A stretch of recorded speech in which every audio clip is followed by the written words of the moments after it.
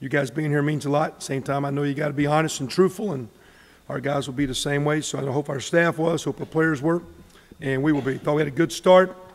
You know, we're limited by rule, what we can and can't do this summer. We did have, last month of July, 110 players training this summer to be here, and we can only have 105 for practice. So large commitment from our quote-unquote non-scholarship guys. Don't have exact totals, but thought we had a great summer. I know academically, I know I can't ask results, but I did get some, not complete, but looks like we'll be pushing a 3.15 or something GPA with 60 guys over a 3-point summer. So academic well, we physically look like we've improved. We practiced this morning on our new field you guys saw we're excited about. We got some new players with us. JC guys have been with us a little bit longer. But again, thought it was a decent start. A lot of work to do, and we're going to have a great camp. And look forward to moving day to day and getting ready to open up September 1 when we get here. So with that, whatever you have, we'll roll.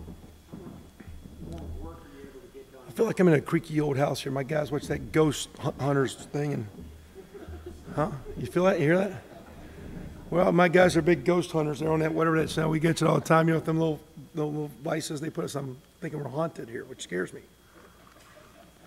I shouldn't be scared. I'm sorry.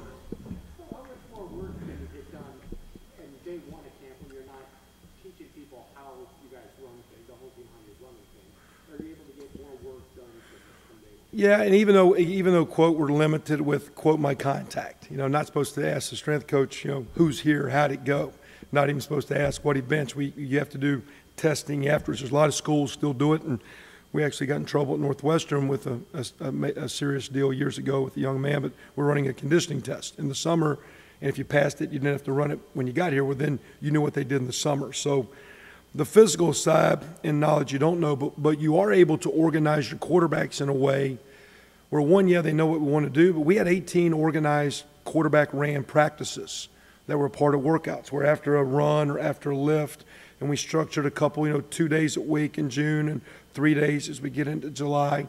And so we did more 7-on-7s in June and July without coaching, without videotape, but we had as many or more reps there than our guys had. And so there's no pads. But as far as lining up, so for a freshman, day one was actually June 4th, unless he didn't graduate high school and couldn't be with us till June 18th. So day one, you know, it's almost like spring ball just kept going, just without the pads. So one, yeah, it's year two. Some guys know schemes, but the real deal is the beauty of year-round training, which wise I'm not a big proponent of redshirting, because you've got them year-round and working them. Yeah, you physically develop them, but you can burn them out. And so, you know, day one's a lot different. I remember my first day of practice, they taught us where to stand in the huddle and what the snap count was and how to block with your, you know, face up so you don't hurt your neck and all these granny gear steps. And it's like we're still building and we're not in a high gear yet, but you don't start day one in granny gear. A lot of first play of walkthrough today was double crash corners off both edge. I go, hey, used to be like 50 cover 3, you know, so the game's evolved, and that's just commitment of players more than it's year two. I don't know. I mean, to me, we don't change until scoreboards change. So we can subjectively say, I mean, ultimately, we didn't put a turf field out here to improve our graduation rate. And we didn't pay for everyone to be here for summer. Yeah, we took classes and we did great in summer school, but you know, it was really a commitment to train, to prepare, to mature, to be a better football player. We're making this institution and administration from the top, and then the athletic department is making a commitment to build a winning team. So ultimately, I don't know if we've changed until we see scoreboards and we see how we produce, you know, against other Big Ten opponents and the people part of our league. You know, we've added guys. We've had guys graduate, had guys go by the wayside, had guys injured. We've had some guys come through. We've lost a coach or two, gained a coach or two. We've reorganized some internal infrastructure with recruiting and things to help us in those regards. We know system farther along. Young players have now played, 16 true freshmen and 16 redshirt freshmen. Hopefully they've trained and gained weight and are stronger and better. So, I mean, there's also some subjective change, and we can say he weighed 180 pounds and now he's 192. He ran a 4.6 and now he ran a 4.56. You know, he benched 12 reps, and now he did 18. But end of the day, we're not changing until we get out here and play on Saturdays and we win games.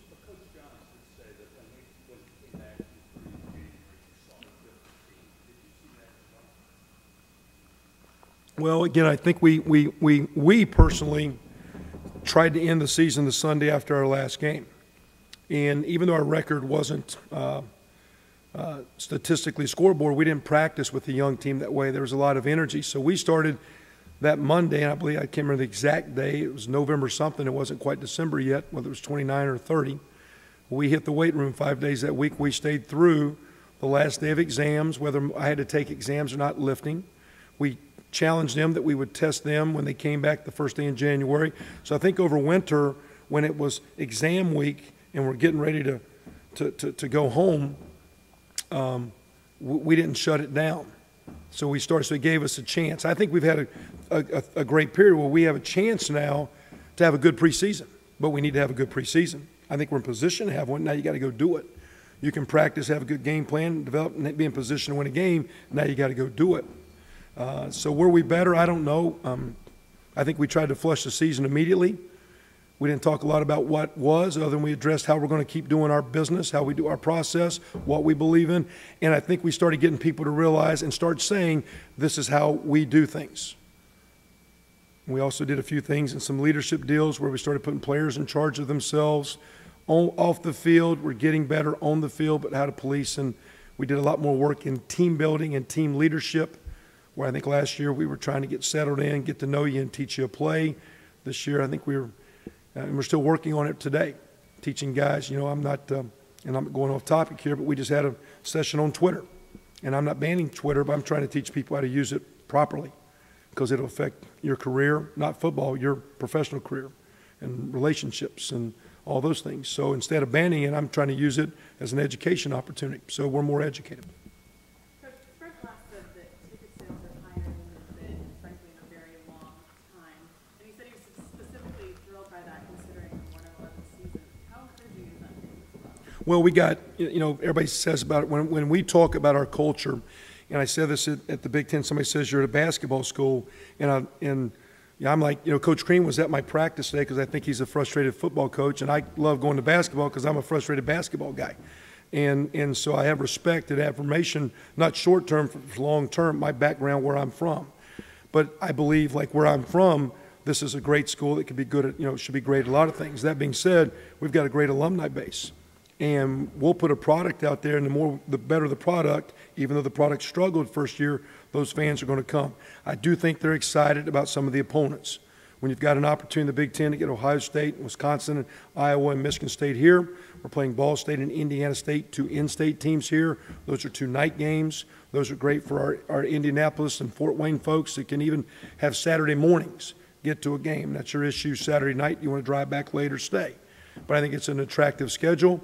And I think our administration, our marketing people, our organization is just not, you know, me or the quarterback or the running back or the defense. It's a bunch of people. And I think, you know, starting with not just Fred, but Mr. President McRobbie, there's a commitment for football to parallel what this school stands for. And our fans. So I appreciate that. And I'm gracious and thankful. And I believe as we play, if we play like I'm thinking we can, it'll grow because we have a phenomenal fan base.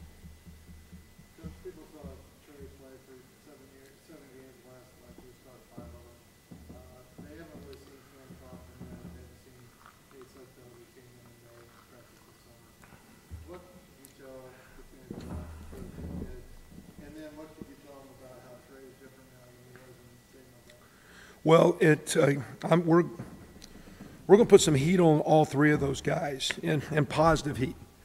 But for us to start moving our program forward, it will not move till the quarterback play matches that. We're not going to we can't overcome average or below average or poor play and expect to win, and expect to have consistent, solid play, and expect to beat Big Ten teams, expect to win non-conference games and 2 of them on the road. If our quarterback, you know, last year, I think as a program, we were 57%. Like I say, if you do the stats, when Buck was coaching and I started as a young player, I think our goal was 58%. We thought was a great passing performance. Well, last year, if you were 60%, you were 60th in the nation. and there's 120 teams. So this day and age of high percentage passing and understanding protections and the way coaches have evolved the passing game, all those guys got to play better. Now, Trey's a run guy, but I don't think his body type is a type that you want to beat him up over and over, and you're going to be a prominent, a quality, solid Big Ten program running zone read. It's a nice compliment and take advantage of that. But we're going to work hard, and we'll take advantage of his feet. But we really are working hard to make him play left-handed, learn how to go through the thought process of canceling receivers and putting the ball on target, how to throw it away, how to help protection and not hang on to the ball. And so we're asking, I mean, Trey doesn't throw the ball well, but we're coaching him to try to become a passer and not take advantage of the fact that he can run. But again, Russell Wilson's a pretty good athlete that threw for 72 or 3%. Now, because he's got a nice team and they run it well and there's balance, he's throwing on his terms. Robert Griffin was a phenomenal athlete, and his passer rating was, like, I think, second or third in the nation. So you can be an athlete, but we're looking for a quarterback. Love the fact Trey's an athlete, but we're going to work hard to bring him along. And where I saw today, I think it needs to be from all of them a lot better, because we're going to hold that position. We'll come back in as coaches and tweak. Again, I'm not going to sit here and be stubborn. We're not going to become a soft team. We're going to practice a boatload of two backs because we're going to see it in the Big Ten. We're practicing our option plays. We did that today. We're seeing Navy. So we're not going to sit around and become a soft team. And I've been a part of some teams. I had a chance to watch Mike Leach closely, and they're really good teams that threw it, had a physical presence, both sides of the ball up front. So, and I'm a line guy. So I think there's a way you can get that done, and it'll be interesting to see if we can. So don't want to alarm everyone. It's not bombs away, and it's not 200 passes, and we're not going to have 4-hour games, okay? But we need to be a quality passing team. And right now, I think we can be a competent run team. If we're going to be a really good run team, I think we have the ability to be a competent run team because of Trey, some of the backs, and our line's going to be a little bit better. But to be a balanced team, we've got to find a way to throw it high end. Now, Cam and Nate, Cam's got a spring. And, what Cam has is, he throws it okay. He doesn't have a big arm. But if I'm looking at quarterback arms, not 1, 2, 3, 4 on my list. There's some intelligence and anticipation and awareness and savvy and instincts and feet and making awkward throws and charisma and leader. There's a lot of things that get there as higher than I can. There's a lot of guys that can throw a ball. Cam does have a skill set. We think he might be a solid passer, but he's learning the offense. So he's okay. He's not like he's unathletic. Can move around. Can run zone reads, but we're not going to. Trey's a little bit more proficient there. Is Cam a better passer or a better thrower than Trey? He's not a better thrower than Trey. They both throw it similarly. Trey might be slightly better passer because of some of the offenses that he's came out of. But it'll be interesting to see as we move forward. Again, he's so young in it. What is he? The skill set of Nate's pretty high, but he's a big kid and he's very bright. And he's a gym rat. He loves to be around it. And could have been here in January, but didn't want to change in commitments because of a coaching change. And we got him in May. He was actually everybody showed in June. He actually came in May and did that one summer session we had. But he was kind of a lone ranger. I think he for a young guy looks like he's got quality leadership skills, even though he's a puppy. Not enamored by wanting to play a freshman quarterback like we did last year. Not ruled it out. But I think he's a tall kid that's got good feet, tall kid that's got a good arm. I think he loves it. I think he's got a great – I think they all – we are better today than at any point last year at quarterback. But we're not close to where I think we can be and where we need to be and where we are going to be.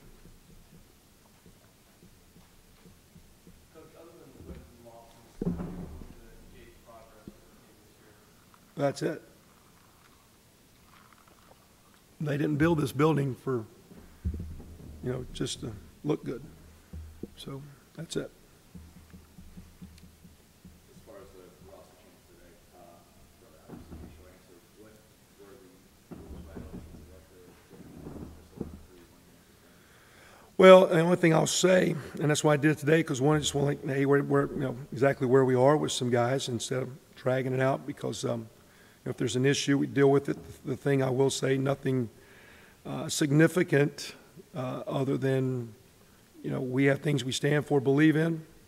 Those things are extremely explicit, articulated, known, communicated. You're addressed if there's an issue that you know things need to change, and be careful of what you're doing. There's communication with families. If there's things going on that legally maybe I can or can't say based on things that happen. And bottom line, you know, we're not going to have kids back us in the corner where I'm not going to stand up in front of my team and say we're going to do certain things. The guy does things we don't do, and I don't handle it. I just deal with it. And it's black and white. I'm not a gray guy. There's no fuzzy. First meeting, best players held to highest standards. We don't, you know, we're not trying to punish you, but everybody watches the best players. You know, the seniors, the leaders, the best players. And it's clear. It's very consistent. Everybody knows it. You can call them and ask them all you want to. You know, I don't talk about team rules, you know, but there's no agenda other than things are very straightforward, immediately dealt with. They always know where they are. They know when they're on thin ice, and we try to work and get things to move forward, whether, again, it could be academic performance, off the field issues, whatever. You know, we can't get rid of a guy because the guy doesn't play. It's the only thing we don't do. Hey, you know, you've never started here. You're not as big as we want. We could recruit somebody better. We don't tell a guy you got to go because you can't play. You know, we had a couple guys transfer. They came and said they wanted to pursue other things. Well, okay. You know, appreciate. I mean, you've been a good person here. You've done well. But if you want to move on, that's your choice. So those guys handle those things. We had our comments about them, and it's really kind of cut and dry.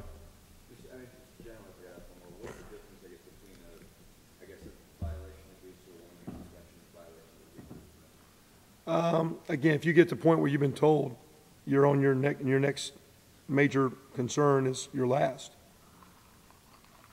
And the way I do it, and I think you guys, I think it's pretty easy. There's only been one perfect person on this world. And right now, we're never going to be perfect. And the guy making the most mistakes is me. So it's not about being perfect, but it's about choices and attempting to do things the right way. And you're going to understand what we believe is the right way to be a Big Ten football player and be a part of the Indiana University and represent what we call represent our jersey. Because representing our jersey means a lot to us. Because the front of your jersey says Hoosiers, and that's our state. We're the third largest alumni group in the nation. So we represent something a lot bigger than us. In the back of our jersey, we keep our name on there. Some teams take them off. But we think by representing what's on the front and the back, we're representing something we should take a great deal of pride with. So that being said, you know, we don't want you to be perfect. I can say you're out of strikes and you could be 2 minutes late for the next meeting. I don't see 15 of those, but we're human. You know, got stuck in traffic, whatever.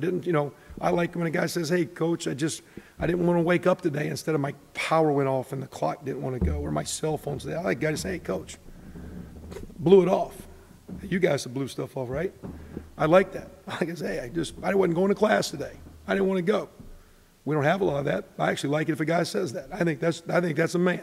I wasn't going versus some lie. Because we're not going to have a great team without trust. We got to be honest with each other. And if you're honest with each other, you can trust each other. So I don't want no one here is ever going to be perfect. We have people make mistakes. And same time, when you get to a point where you're making choices and you're told that next choice in that direction might be your last, that's the end of the story. From the defensive standpoint, what is the biggest area that you need to see improvement for to turn this around? Well, to me, we can talk, we're not good at a lot of things, whether it be run D, points scored, blah, blah, blah. I think to us, we got to get good at trying to create some takeaways. We need to score some points. We're not going to win scoring 18 points a game. I said it a couple times in Chicago, and that's more disappointing to me than where our defense is. Because, for us to play, that quarterback can't be average. For us to play, for us to win, we've got to score points. And that's going to help the defense. So the offense is a part of that. You can't go like we did a number of games last year. We're in a great game at Penn State, and we ask our kicker, "Hey, which way do you want to kick this ball?" We're nip and tuck. We're playing ball. Which way do you want to go? And you kick it out of bounds. We say, "Which way do you want to kick it?" "I want to kick it that way," and you kick it out of bounds. That's a play that kills the defense. So sometimes it's kicking. It's team support. We got to win in kicking game to play good defense. We can't break even. We got to win at quarterback to play good defense. He can't break even or be average. Okay, so to me, it's a team deal. Now, and I'm an offensive guy, so I'm not trying to protect the defense. You know, the real deal though is we got to get some takeaways to get that ball back to get points. So we can give up a play. We can give up. Don't give up the big play. I don't buy bend and breaking. But I will say this: when you get them on third down, you got to get them off the field.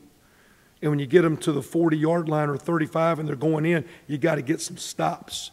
So we're going to be maybe sometimes a little bit like an NBA basketball game where sometimes it's the defense that great, but there's a point in time where it's about a couple stops to get a W. We got to find a way to score some points. We got to find a way to create some turnovers to get points. We got to find a way to get some third down and score zone stops to keep the score manageable. And to say we're going to play lights out defense, we're going to grow to be a better defense. But we're not going to go from where we are and lock folks down. JC guys have helped. We're more physical and mature, it looks like. Till you put pads on, we know our scheme. We've tweaked our scheme. I think we understand ourselves as coaches. But the real deal will be small improvements in areas that can, like today, we were specific on where we were on the field and what was happening. We weren't just playing an offensive play or a defensive play. This is exactly where we are, and this is what happens in a football game, so we can start understanding situations that can lead you to victories. Example, the ball's on the 39-yard line, and it's 3rd and 9. Well, you get that stop, or the 45-yard line, 3rd and 9. You get that stop, they're not getting points. If they make that third down, that's a point-producing third down. There's still more plays to come.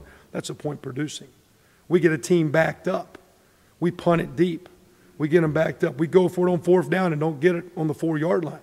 How about playing some great defense there because you created a scoring opportunity? There's certain areas where we need to focus to try to increase our scoring opportunities, to score points and play better score deep. And we're looking at that.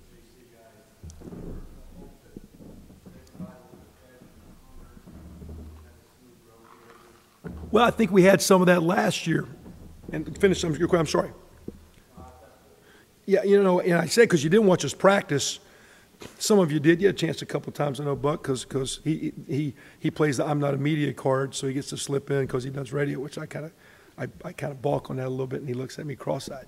But we weren't practicing because as young as we were, we didn't practice like a team that was struggling because those young guys did. I mean, so sometimes, you know, ignorance is bliss. It helps you a little bit. So sometimes you don't know. So sometimes our guys didn't know, and the scoreboard wasn't the same, but the kids wasn't acting that way.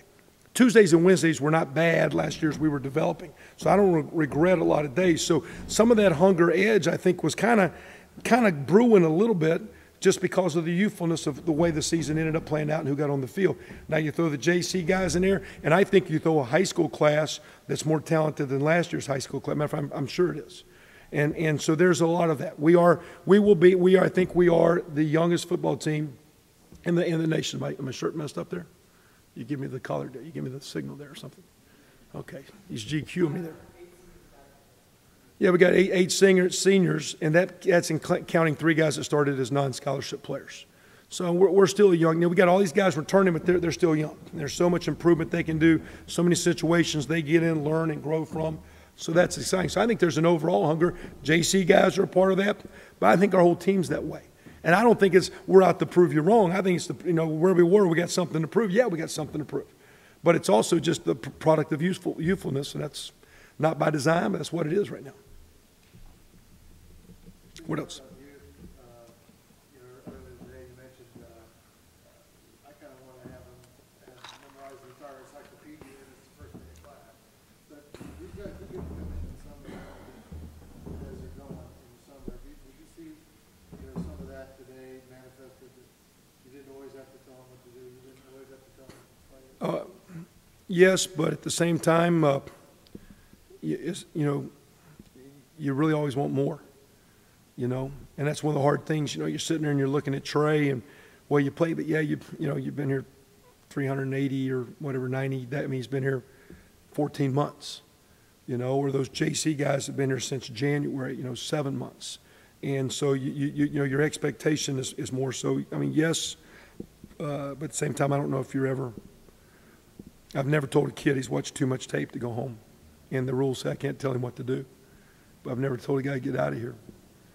You know what I mean? And so, what else? as we move through practice, there'll maybe be some opportunities to be open. We will have an open practice this Saturday. It'll be Saturday morning about 9-ish, a little bit before then. We're going to do something for Tom Morris, our strength coach. It's kind of fighting through a little injury he had. You guys are aware of that, but he had a spinal injury. He was our strength coach for the women's basketball team and I believe men's soccer. His bride, Krista, is one of our phenomenal academic support players and actually has spent more time with the guys you want to talk about than I have. And she does one well of a job, but they're fighting through a trash. So we've kind of got Rick Dannison, who's kind of partners with him in the weight room, want to get a little thing going on as a football program or school. We can't do it, but this is kind of me. This is my call. This is for me. This is in Indiana football, Indiana athletics. This is Kevin Wilson. Kevin Wilson said we're opening up practice. And on the front end, I'm going to have my guys in honor. Tom will do a little 225 bench. We're not going to have the whole team do it, but just get a little energy. Hopefully some fans that want to watch us will come because on the back end, there will be a fundraiser that Coach Dannison's got going on in support of Tom. And I ask you to put that out there. So if people want to support Tom, I think that's great. Maybe some of our fans, when they come, will want to hang around for that. Maybe some of those folks that are there on behalf of Tom will get excited about the football team. So I see it as a win-win. But it was something when Rick said he wanted to do a fundraiser, so okay, I'm going to tie practice in with it. Because the number one, it, quote, gives you a chance. But I really, that's an awesome family. It's an unbelievable thing that they've went through. At the same time, you'll see an unbelievable experience with that deal. So it's not going to be over-organized. Do we have a radio station or two? It's going to be here.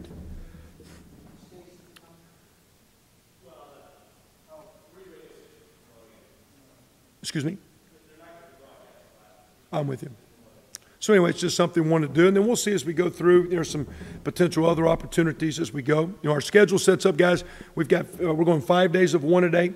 We're practicing right now in the mornings, 8:45 to 11, because that's actually that is actually when we're going to practice in the fall. So we'll do our meetings and lifting prior to 8:30ish, and we'll go on the field at 8:45. We're going to practice to 11. We're going to take classes in the afternoon. There's a lot more 3 o'clock, 4 o'clock, 5 o'clock academic opportunities, and then there are 8 o'clock, 9 o'clock, 10 o'clock.